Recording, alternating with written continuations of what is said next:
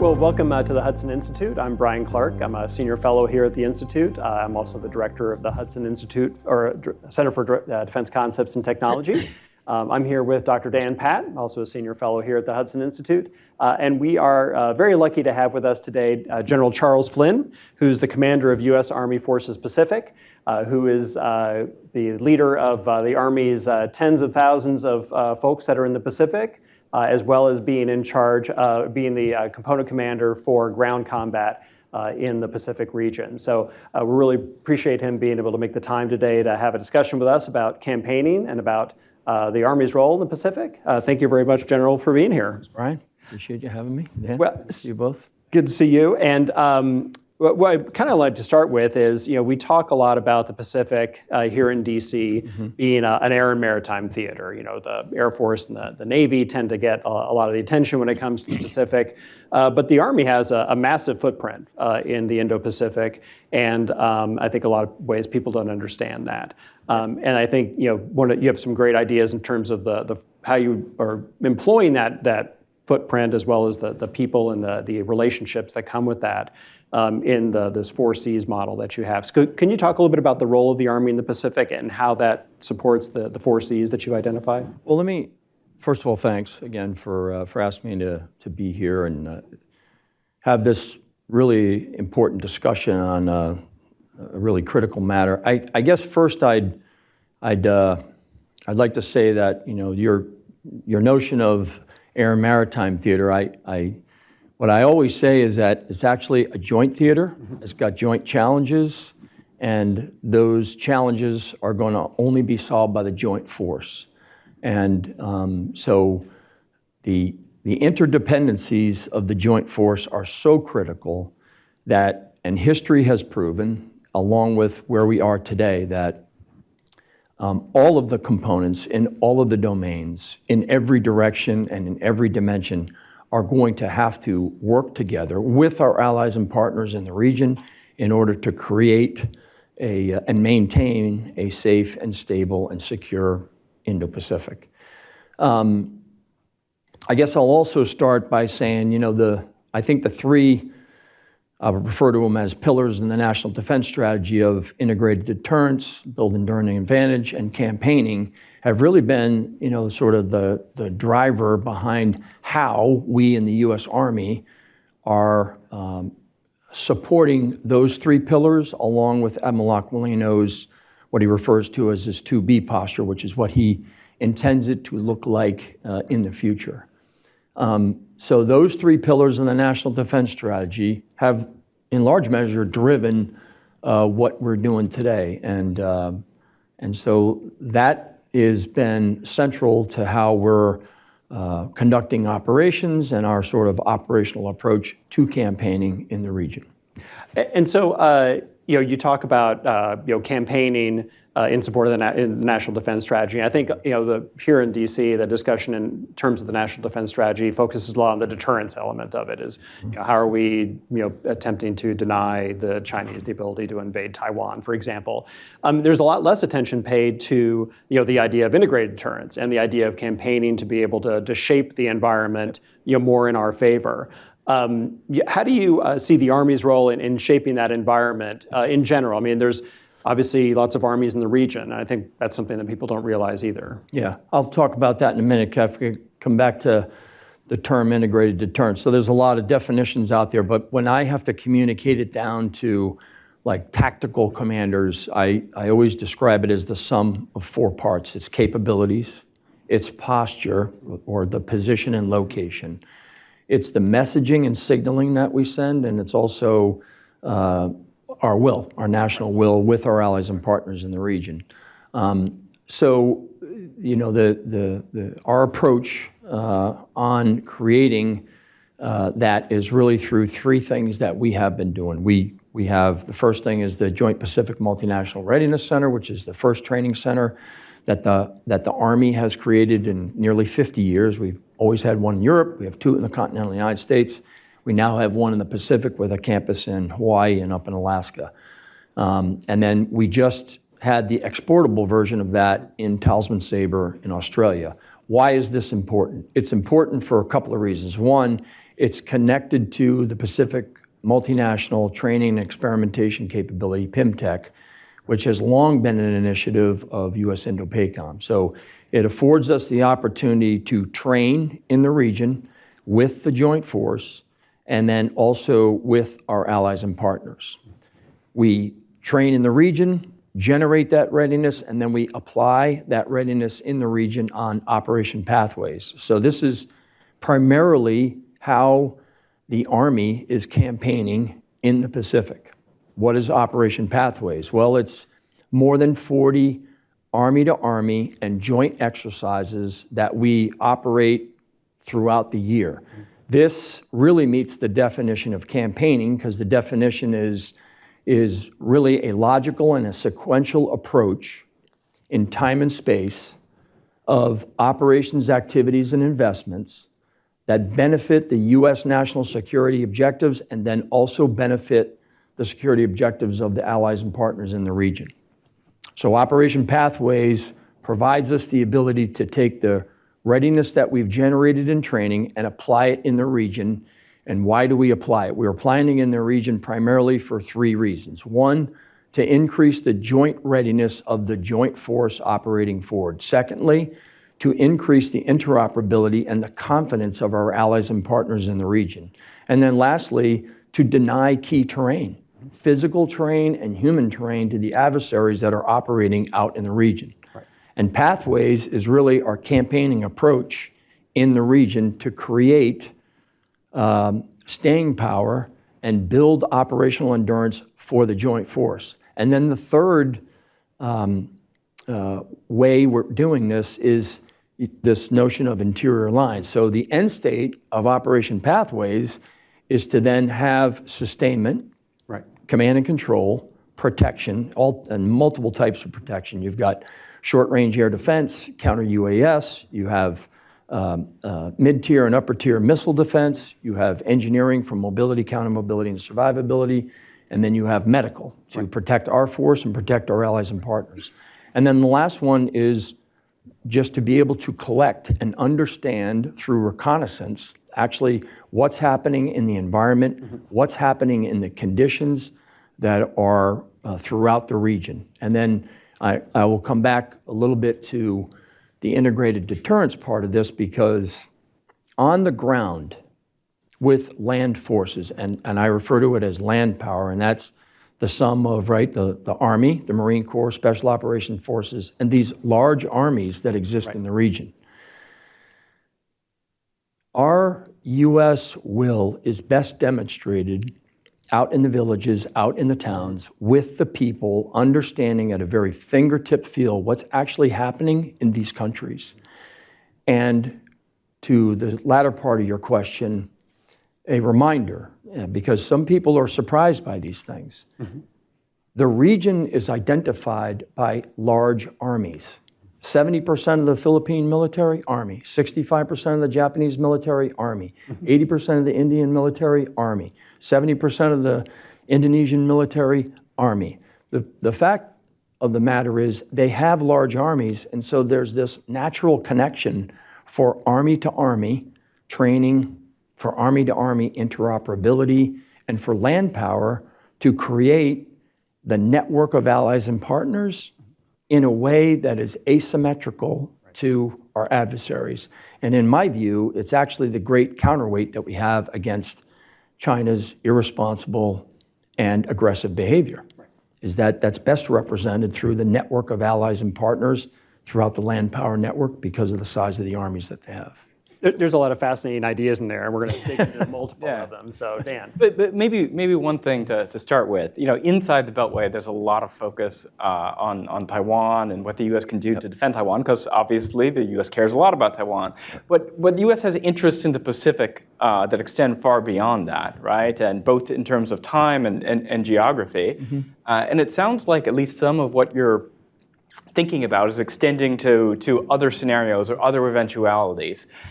In other words, there are other acts that China could do that work against U.S. interest, more incremental actions, blockade scenarios, gray zone aggression. Right.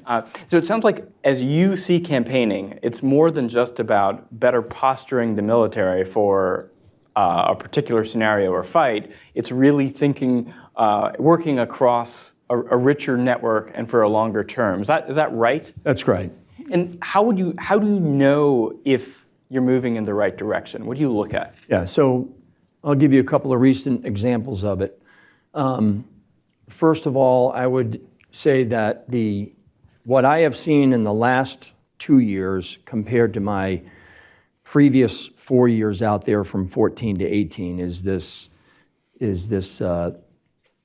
significant increase in desire and in their behavior on increasing multilateral and multinational activities. Let me give you an example. I just came back from Talisman Sabre in Australia. That was nearly 10 years ago, an Army-to-Army Australian-U.S. Army exercise. It's now joint. There were 30,000 soldiers represented there. There were 15 countries represented there.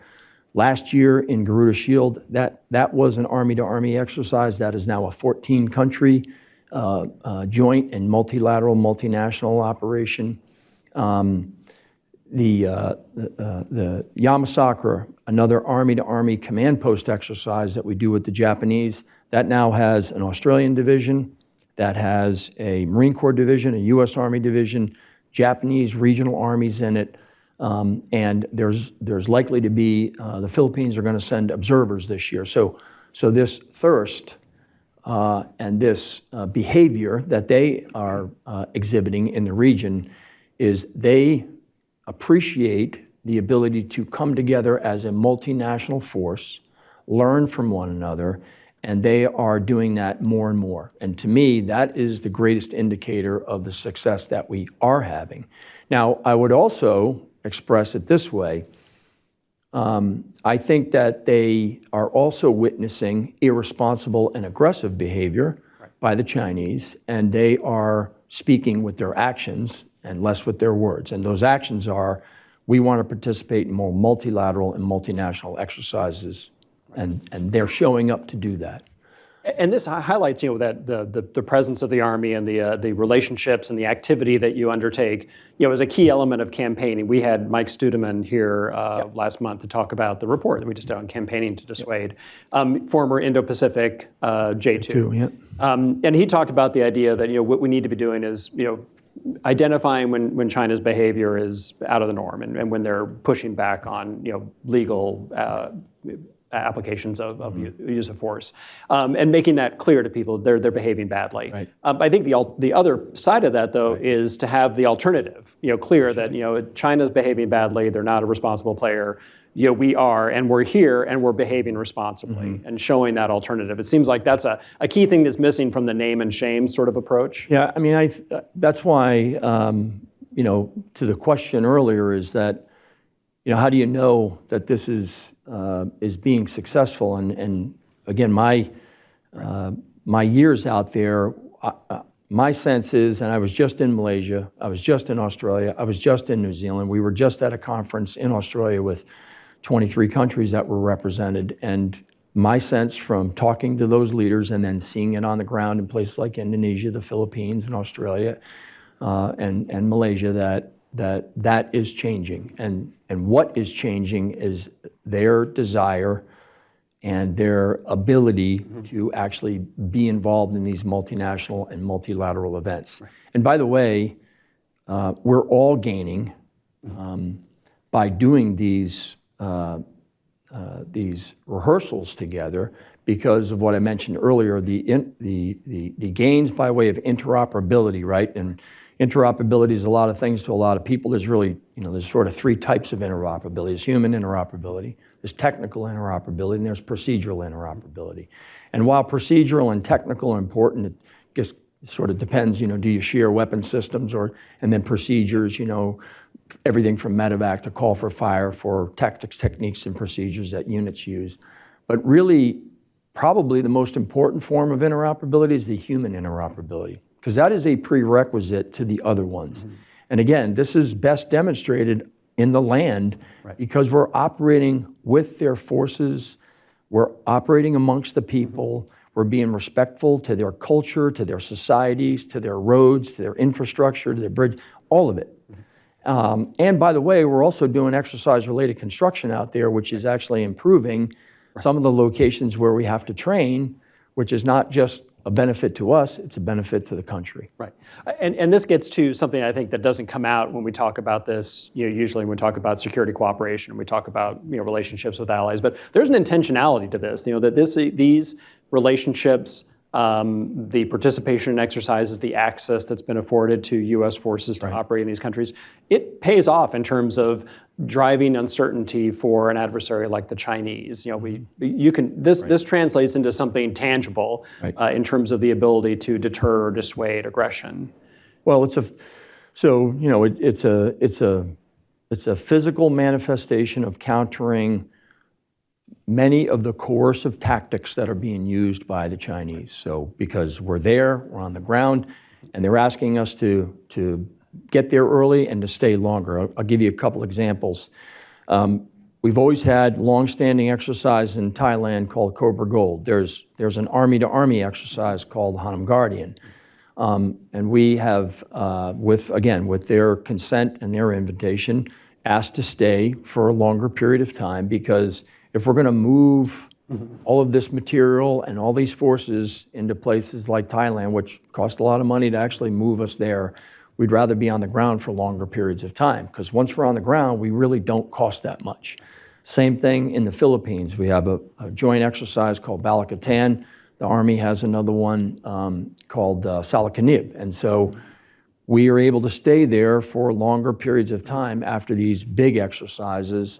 And so we can work at a lower level on some of the Army-to-Army specific things that need to happen. Of course, because we're there, again, with their invitation and their consent, then their special operations forces are involved, the Marine Corps stays involved, we're all involved in it. And that kind of, I think, exemplifies this desire by the region to want to do more work with us. Right. Yeah, so inside the Beltway, there's a lot of focus on imagining conflict in the Pacific and imagining that as a short, sharp war. For example, former Deputy Secretary of Defense Bob Work talks about a scenario with 350 maritime targets and trying to prosecute those in 72 hours as an example of that. And these are stressing scenarios, and obviously they drive U.S. capability. But one of the things that Bryan and I have been exploring is there's a powerful role for thinking not just about short, sharp wars, but really about protraction and preparing for protraction in deterrence. And that in many ways, I think you can argue this is a more effective deterrent. And I'm wondering if I can get your views on that, the role of protraction, how you think about this. Yeah, well, first of all, I think that as they look towards Europe and they see the challenges with extending a fight or protracting a fight, no one's going to win in that. And I think that has created some doubt in their minds. Now, the other side of it is, deterrence is in the mind of the adversary. So you have to create a sense of what does that mean, and you're never going to really know. But what I'm expressing earlier is through a training center in the Pacific, through Operation Pathways, through the creation of interior lines, the three ways that we're supporting the three pillars of the National Defense Strategy, I think that actually gives the Joint Force and our allies and partners the best positional advantage to create conditions of operational endurance and have staying power so that if, in fact, something were to happen, then we have created a dilemma on the adversary because we now are in a position to expand and be able to create conditions where we would then have a position of advantage. And that it's not over in 96 hours. And candidly, I'm not sure many wars are going to end that way. So which gets to your idea of interior lines, which the kind of a new vision of interior lines. By having this positional advantage on the go board, if you will, of the Western Pacific, we have this now ability, in theory, to be able to better support the air and maritime operations that might be needed to actually go and put some effects on Chinese naval operations. As a Navy guy, we depended on the Army to provide the backbone for all the logistic support we have in the Pacific. Is that where a lot of your emphasis has been in sort of building up that human and physical infrastructure? Well, let me I'll back up a little bit, Bryan, and just say that I've long stated this, that the A2AD arsenal that the Chinese have designed is primarily designed to defeat our advantages in the air and maritime domain. And secondarily, it's designed to deny, degrade, and disrupt our advantages in space and cyber.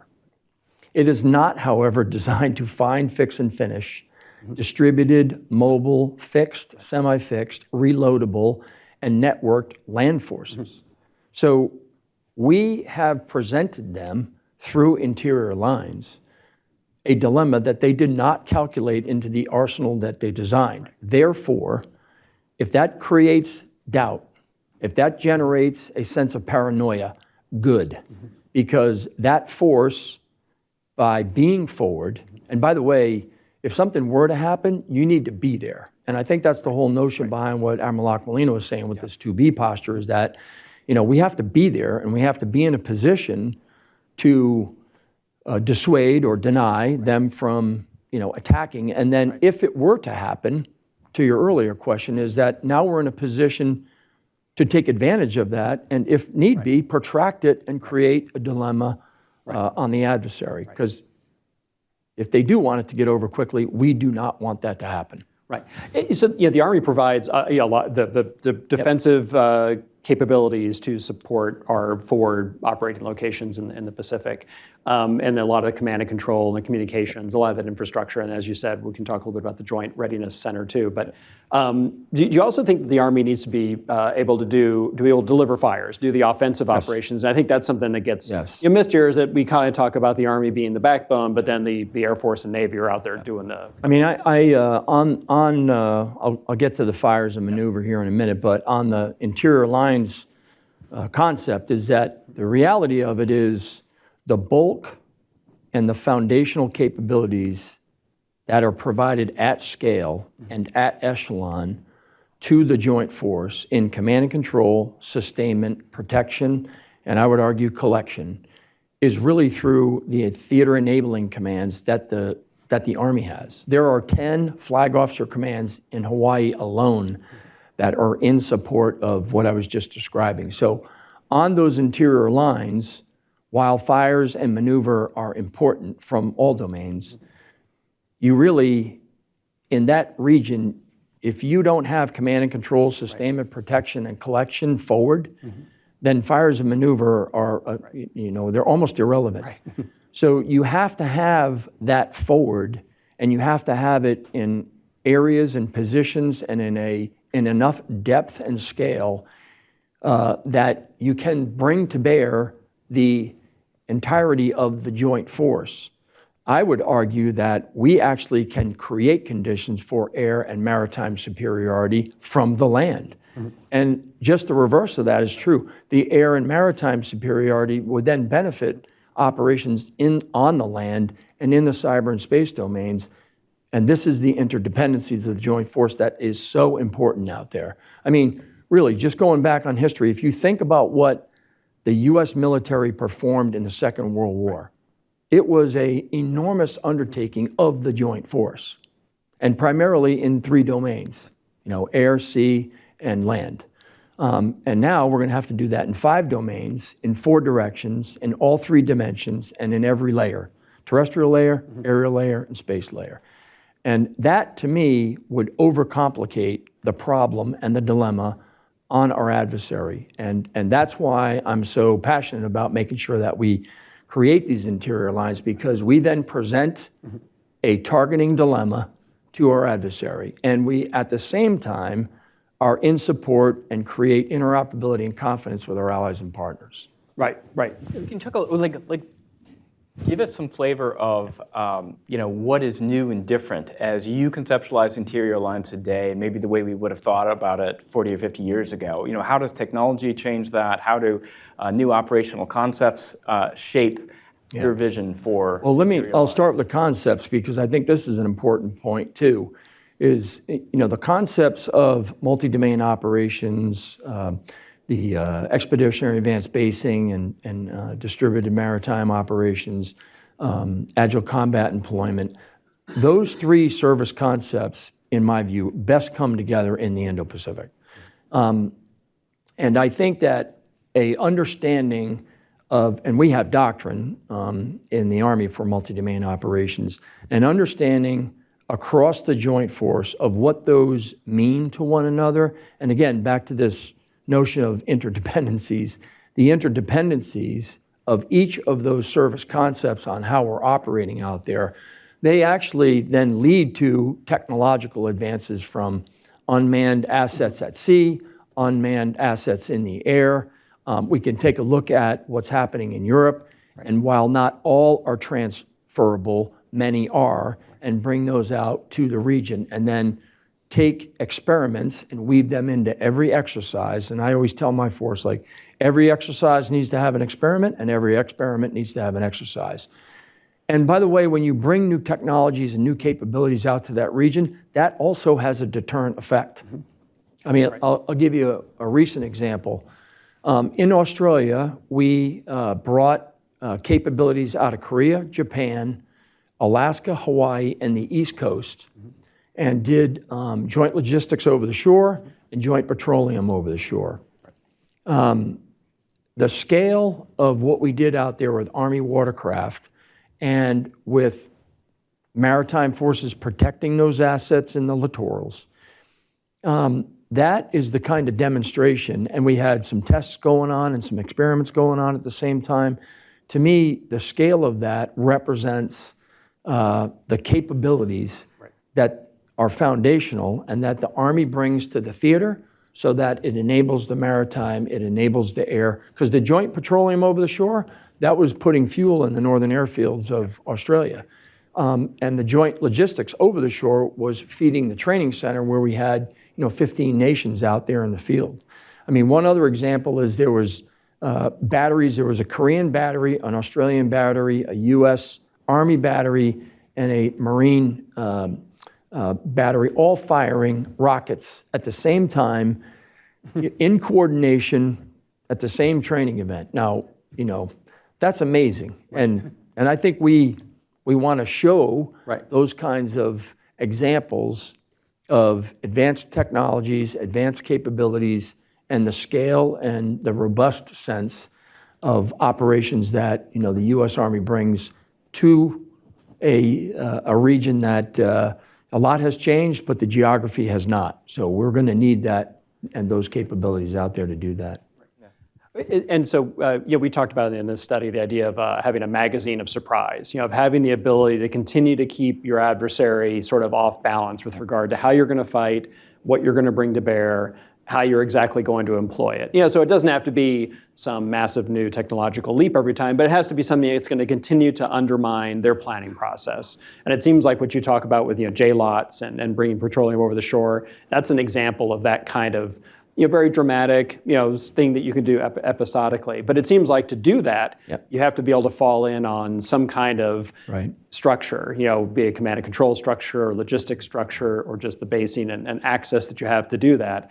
And I'm not sure that the episodic efforts of the Navy or the Air Force are necessarily going to cut it if you want to get that sort of high tempo of surprise for an opponent. So is that something you're looking at in your campaigning? Because that clearly seems to be part of campaigning. Yeah, and I think this is an area where I think the Department of Defense has done a really good job of setting, I would say, sort of policy conditions, because really, posture at the end of the day, I often describe it as a relationship. It's a relationship with the country because, again, by their invitation and with their consent, is where we're going to need that crossover. So a couple of examples. So in Australia, after Talisman Sabre, we have some equipment that's being left there, and going to be stored in a place called Bandiana. And then, we have some work ahead of us, but what we're trying to do is establish some theater distribution centers. We generally have one already in Guam, but it needs to be built out a little bit.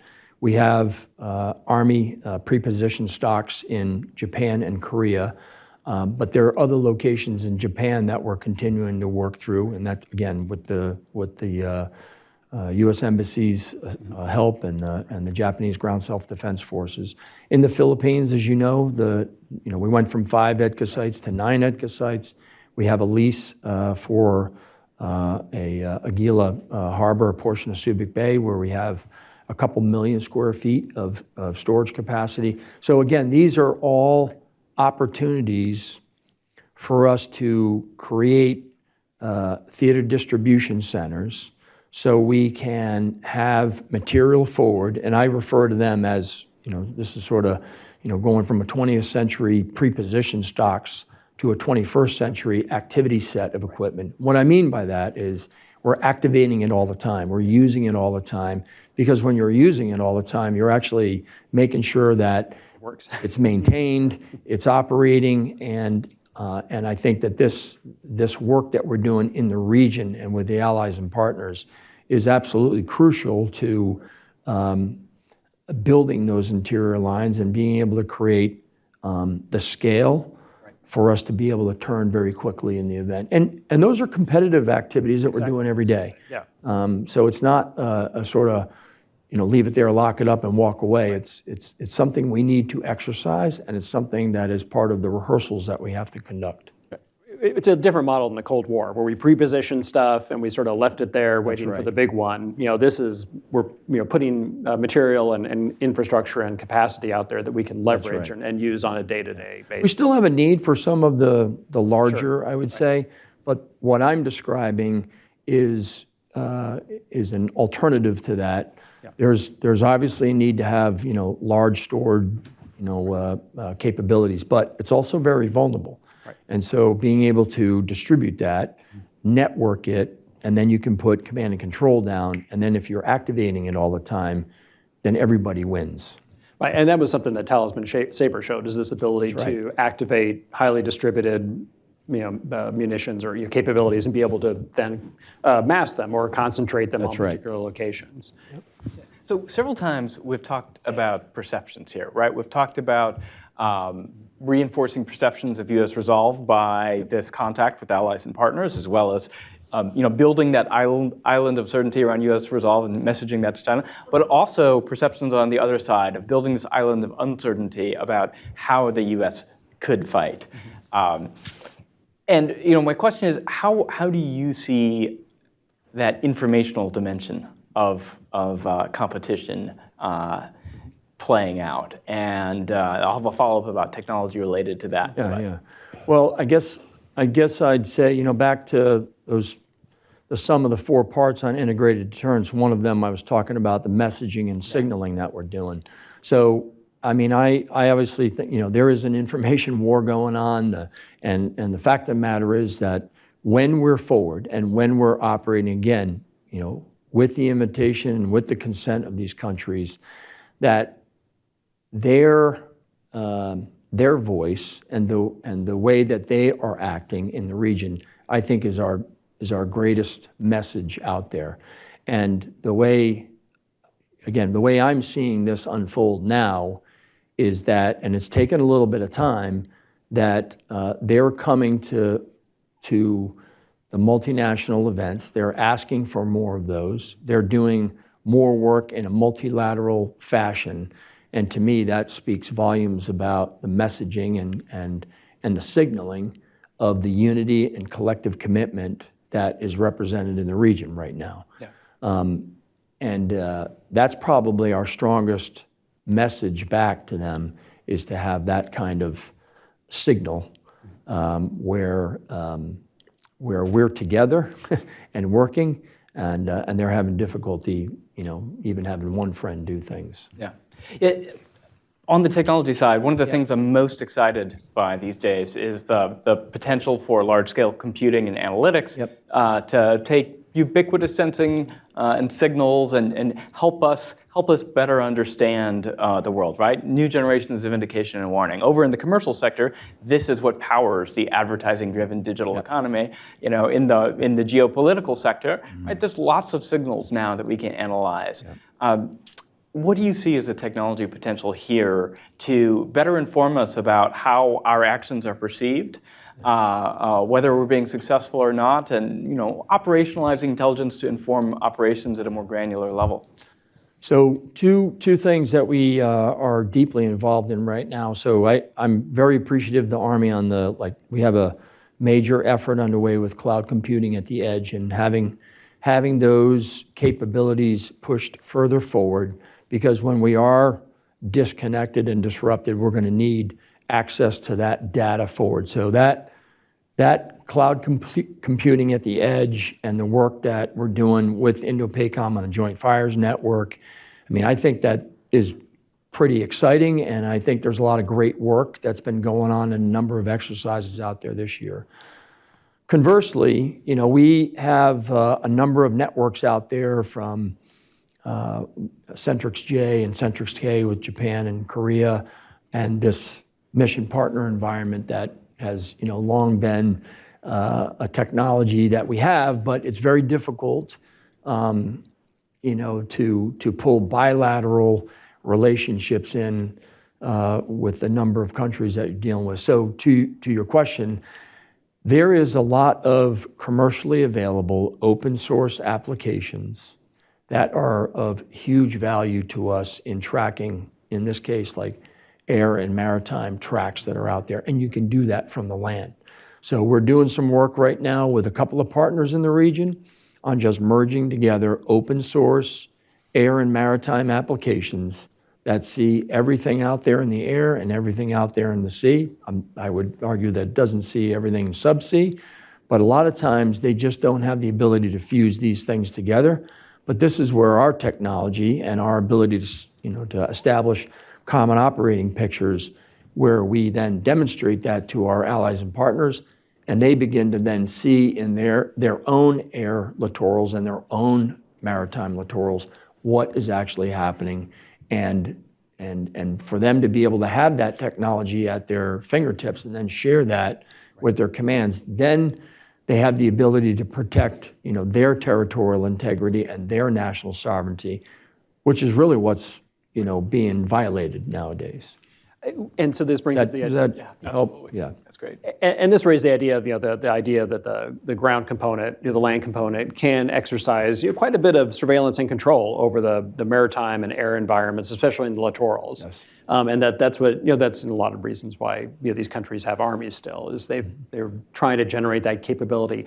In terms of the kinds of exercise, the kinds of activities that you're doing with allies and partners in the region, is this one of the areas that you're really emphasizing, is giving them the ability for ground forces to do this kind of control of the air and maritime? Yes, and they're all if I think about the Philippines, Malaysia, Indonesia, right, 17,500 islands, key slocks and key choke points with Indonesia, 7,500 islands in the Philippines. Malaysia, I was just in Malaysia. We have an exercise with them, Kara Strike. They're going to do it now in East Malaysia. We are going to do it next year in East Malaysia, in a place near Sabah. So these are areas where they're all, we are working together to share and enable them from the land with a wide range of technologies that we know how to merge together and then share that with them for their benefit. An example is we have a combined information and effects fusion center that we have been working with the Philippines. Now again, the Philippines has got 12 divisions, so 12 Army divisions, 11 light, and actually has an armor division. That's a fact many don't realize.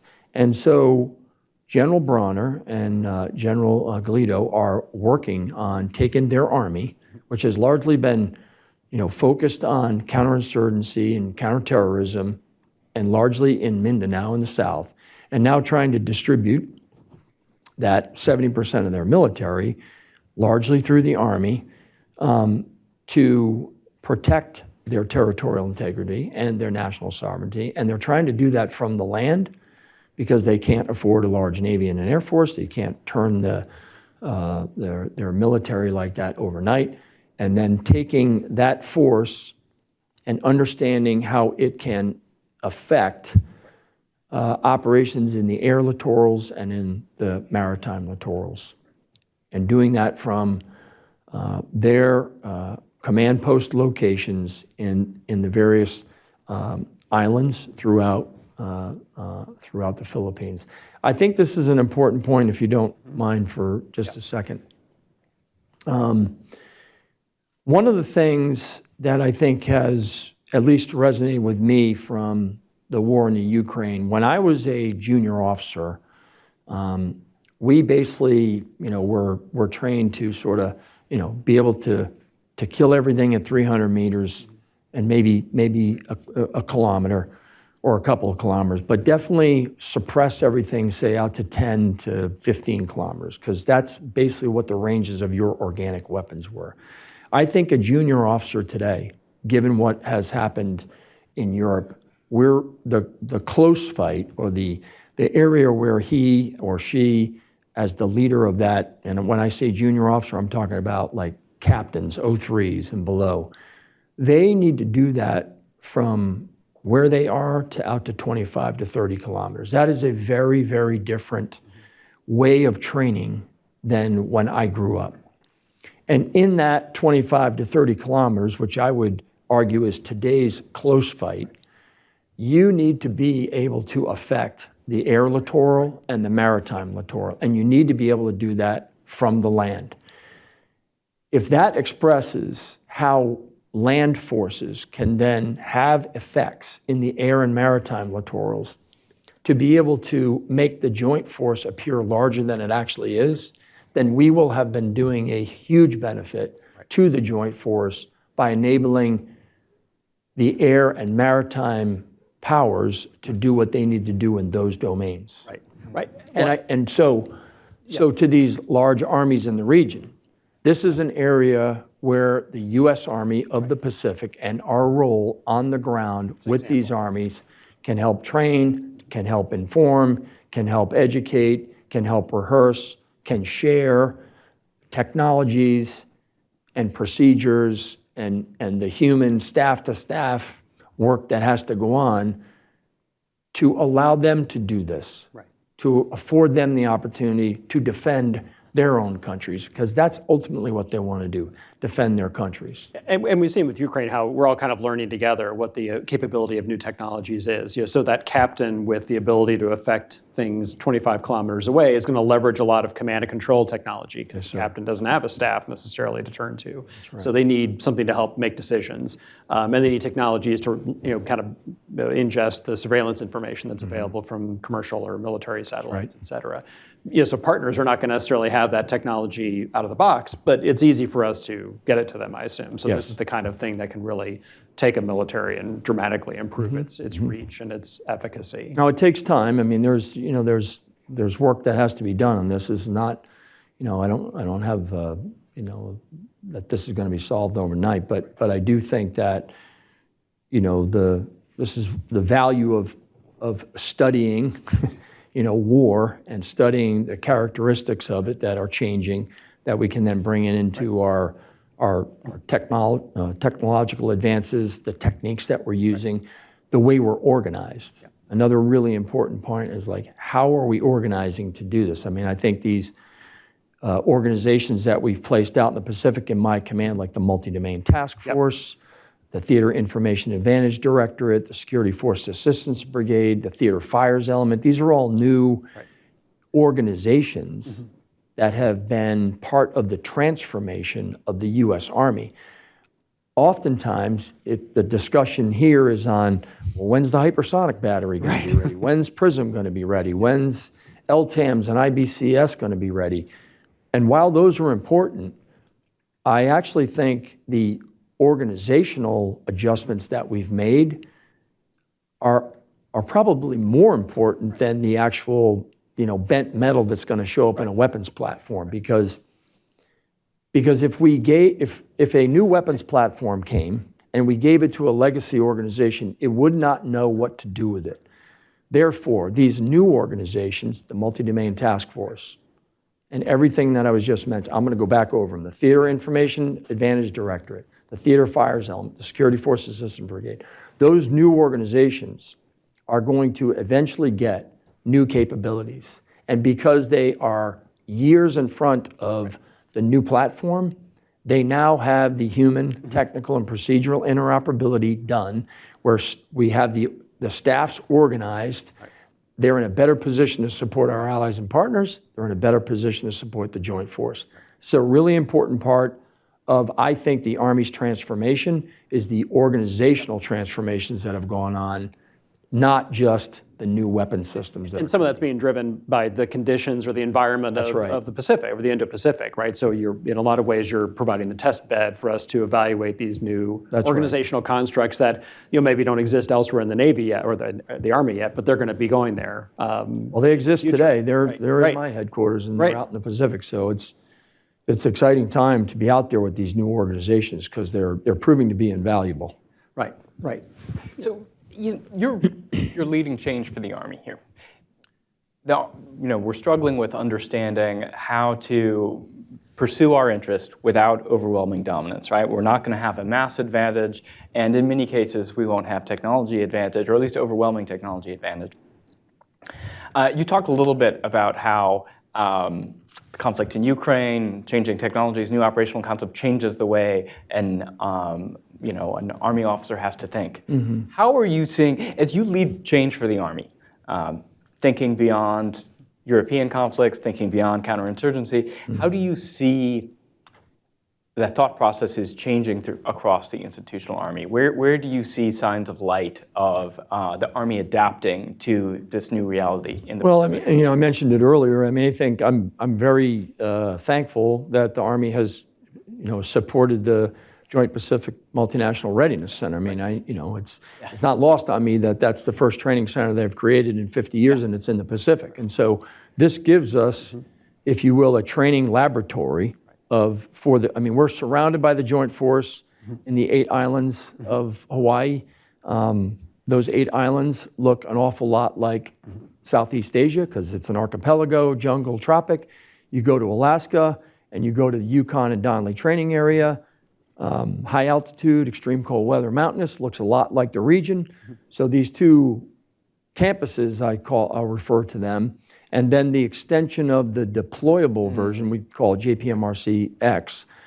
The ability for us to have a live, virtual, constructive, joint, and multinational training capability and a center, which looks and has all of the conditions and the environments that replicate what the region looks like, and then the ability to actually deploy that into the region is how the Army is supporting the region and supporting the challenges that we have in the Indo-Pacific.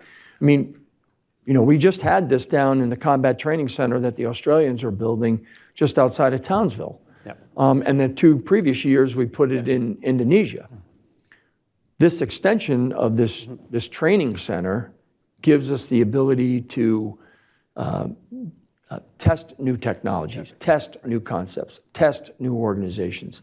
And I think that is really exciting, and I think that is transformative. And that's where I think the Army is creating a sense of contributions to the joint force and to the Indo-Pacific on countering what's actually happening out there with our adversaries.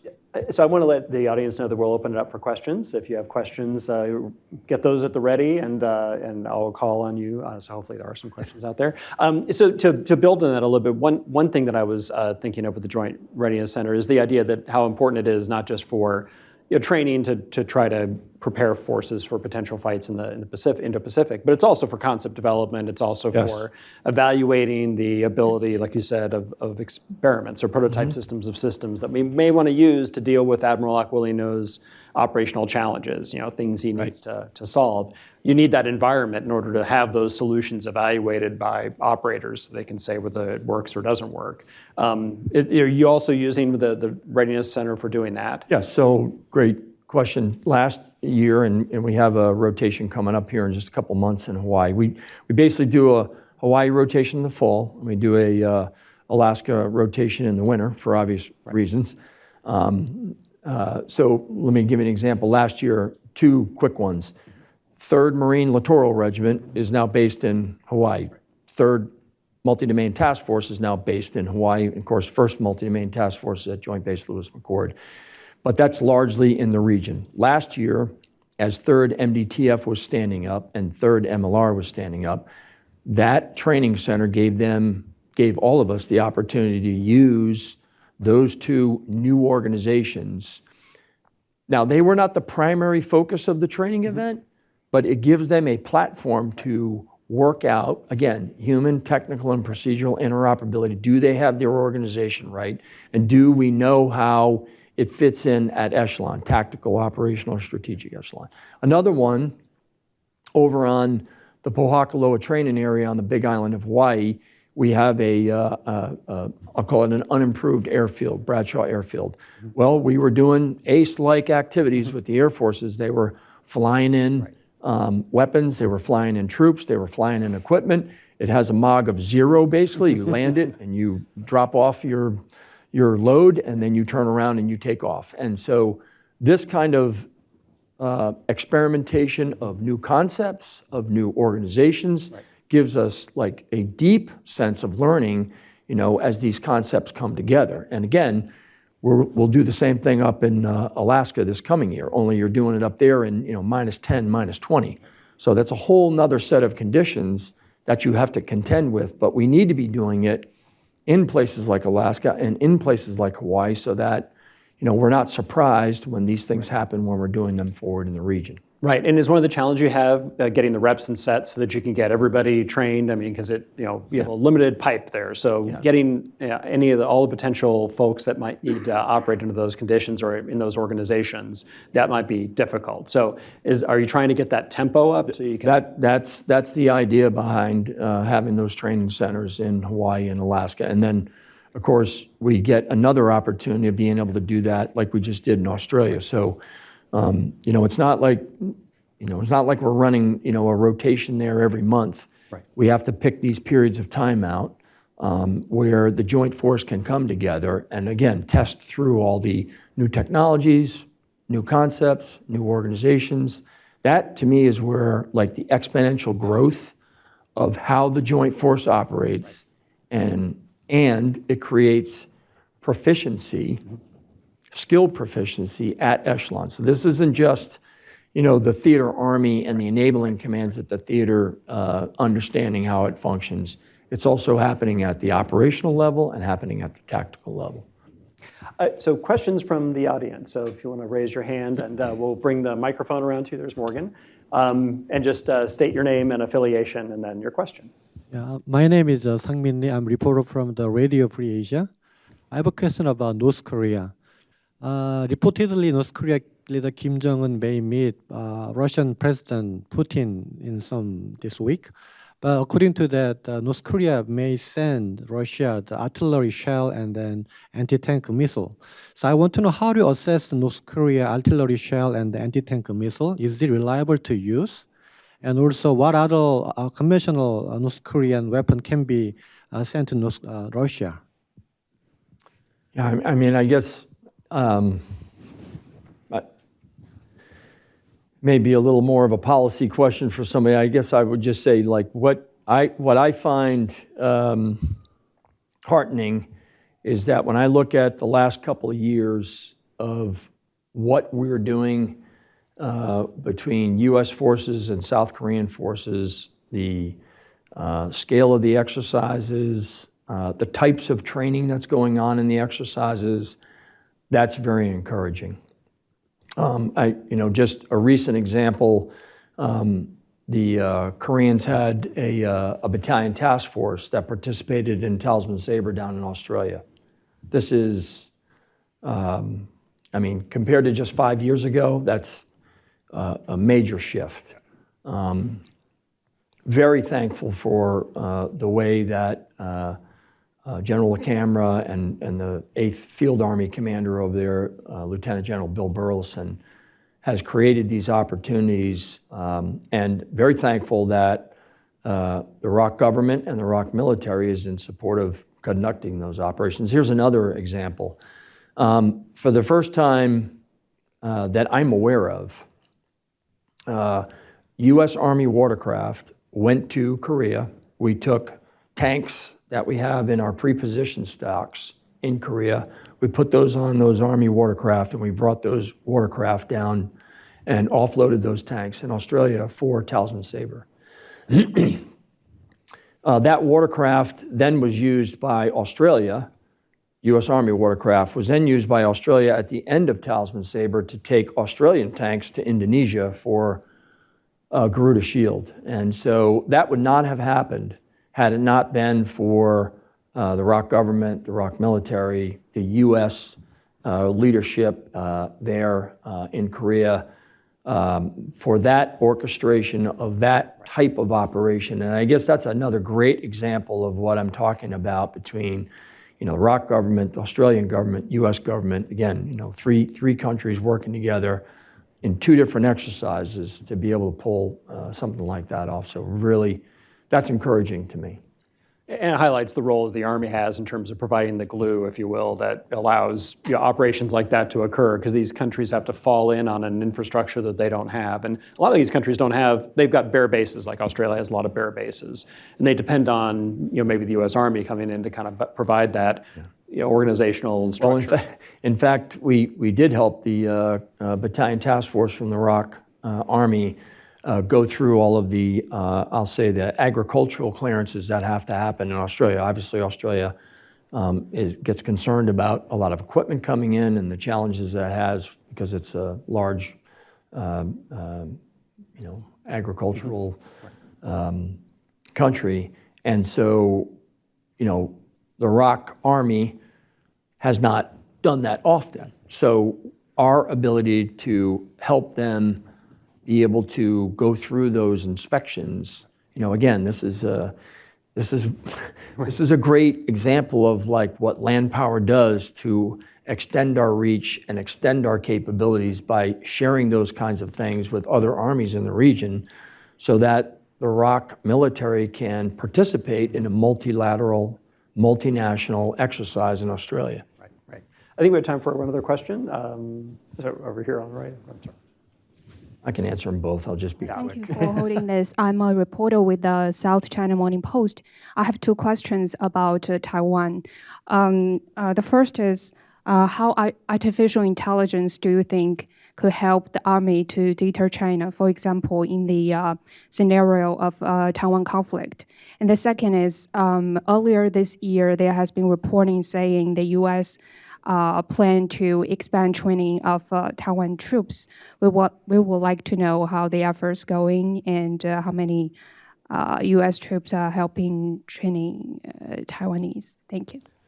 Well, on artificial intelligence, we're obviously, to the earlier question, Dan, this is another area with algorithms and the work that we're doing in training to, it's really, a combination of tools and some skilled people to be able to help us understand how to apply those artificial intelligence tools into robotics, machine learning, the cloud computing at the edge. All of those things are helping us, routinely in training out in the region. So we're thankful to be able to work really with industry and with the Department of Defense to help do those kinds of things while we're operating out in the region.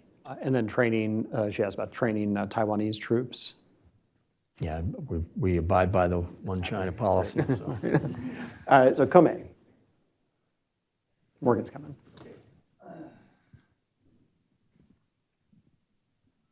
I'm Komei Sasaki, Japan Chair Fellow here at Hudson Institute. Thank you, General Flynn, for excellent explanations and your strategy in the Pacific Army. My question is, I want to explore a little bit more about the land campaign in Europe. That's, I think, continental warfare, and also the possible land campaigns in the Pacific. It's like a littoral island-based campaigns, tropical weather, high mountains, altitudes like Himalayas, rivers, oceans. You need to work with Marines or Navies, Air Force. How would you describe the difference and commonalities in the land warfares in Europe and the Pacific? And the second question is about how would you work with non-aligned countries like India and Vietnam? Well, I think on the campaigning part of your question, I mean, obviously the environment in Europe is different and than in the Indo-Pacific. I often tell my force it's sort of like the geometry of that geography requires us to be very thoughtful about how we're operating in the region. So back to Operation Pathways and the ability to campaign by using those more than 40 Army-to-Army and joint exercises. These are helping us understand the environment and the conditions that we have to operate in, and they provide us an opportunity to rehearse with our allies and partners on everything from strategic movement into the region to operational maneuver once in the region. And they give us an opportunity to learn alongside of them about the impacts of that once we're operating inside their country for, say, an exercise.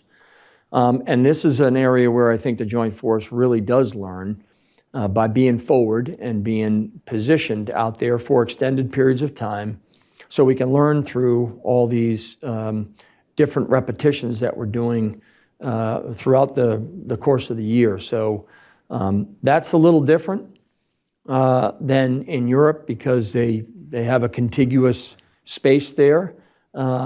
It's defined by the land, and of course it's facing or confronted by a large army, which was the Russian army. Not that China doesn't have a large army, they do. They have the largest in the world. However, the geometry of that geography forces the Joint Force and all of us to be very thoughtful about where we are, how we're operating, and what we're doing when we're operating on that region. Because if you do make a mistake, then your timing is going to be off and you may not have the capabilities or the posture in the right place to actually affect the outcome that you seek. So thanks for your question. The second question, Komei, was related to Vietnam and India. I'm sorry. Yeah, I mean, I guess I would just say in the end of September, we have the Indo-Pacific Army Chiefs Conference in New Delhi. Very thankful that the Indian Army signed up for this about 18 months ago. It's 2 weeks after the G20 summit. And right now, we had sent out 36 invitations. I think we have 28 or 29 nations that have signed up to attend. Of that, about 20 Army chiefs are going to be there. And we have exercise UTAVAS with India. That exercise this year is going to be in Alaska. We sort of alternate between Alaska and India.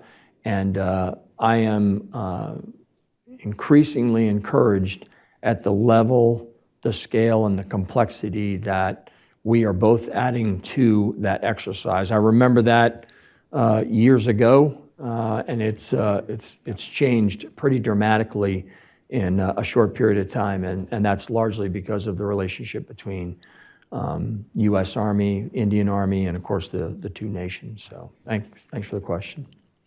So, I mean, I think that's a great example of, campaigning, in action. It's about building those relationships and establishing that posture and that ability to, both sustain our own capabilities, sustain our own operations, but increasingly drive the uncertainty and the challenge for potential adversaries like the Chinese. Thank you very much for being here today, General Flynn. General Charles Flynn, the Commander, U.S. Army Pacific. Thank you very much for being with us. Thank you, Dan, for participating today. And thank you all for being here. I want to also thank Morgan DeWitt for putting this together. Thank you, Morgan. And from the Hudson Institute, have a great day. Thank you.